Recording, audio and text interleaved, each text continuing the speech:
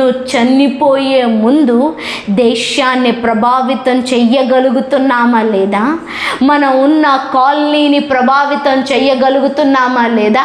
కనీసం నీ ప్రార్థన ప్రభావితం చెయ్యగలుగుతుందా లేదా అని మనల్ని మనం సరి చేసుకోవాల్సిన సమయం. మళ్ళీ చెప్తున్నాను, ప్లీజ్ చచ్చే ముందు మామూలుగా చావద్దు.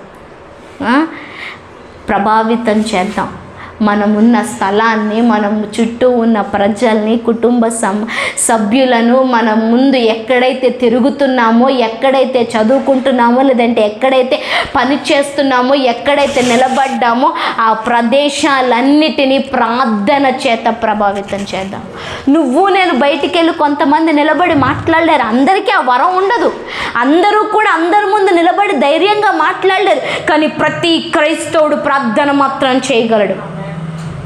అందరూ ప్రపంచమంతా తిరగలేరు, అందరూ అన్ని చోట్లకి వెళ్ళలేరు.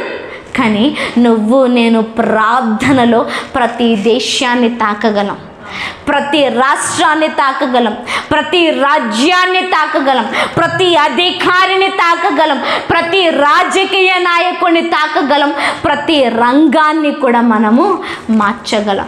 అందుకని ఈరోజు ప్రార్థన చేత నీ ప్రజలను, నీ దేశాన్ని, నీ నాయకులను ప్రభావితం చేయి. నిజంగా అనుకున్న 1 గంట మోకాళ్ళేసి ప్రార్థన చేయలేవా?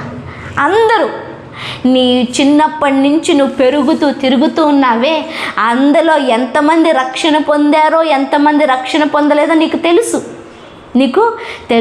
ప్రభువా పలానా వాడు మార్పు చెందాలని ప్రార్థన చేస్తున్నాను. ప్రభువా ఈ కాలనీలో లేదంటే ఏరియాలో ఉద్యోగం చేస్తున్నాను, వ్యాపారం చేస్తున్నాను తండ్రి. అయ్యా వీరి మార్పు గురించి ప్రార్థన చేస్తున్నాను, వీరి రక్షణ గురించి ప్రార్థన చేస్తున్నాను, వీరి జీవితాలు విడుదల పొందాలని ప్రార్థన చేస్తున్నాను. దయచేసి ప్లీజ్ 1 గంట మోకాళ్ళేసి ప్రార్థన చేయండి.